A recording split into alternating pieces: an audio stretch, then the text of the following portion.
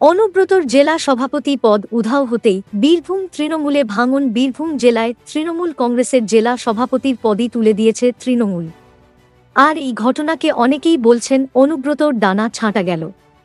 কেননা তিনি যখন জেলবন্দি ছিলেন তখনও বীরভূমের তৃণমূল জেলা সভাপতি হিসেবে তাকে রাখা হয়েছিল। স্বাভাবিকভাবেই এবার ওই জেলা সভাপতির পদ তুলে দেওয়া বিষয়টিকে অনুব্রতর ডানা ছাঁটা বলেই অনেকে মনে করছেন। তবে অনুব্রতর জেলা সভাপতির পদ তুলে দেওয়ার পরই তৃণমূলে বড় ভাঙন লক্ষ্য করা গেল। শনিবার ৫০০টি তৃণমূল পরিবারের সদস্যরা তৃণমূল ছেড়ে যোগ দিলেন বিজেপিতে।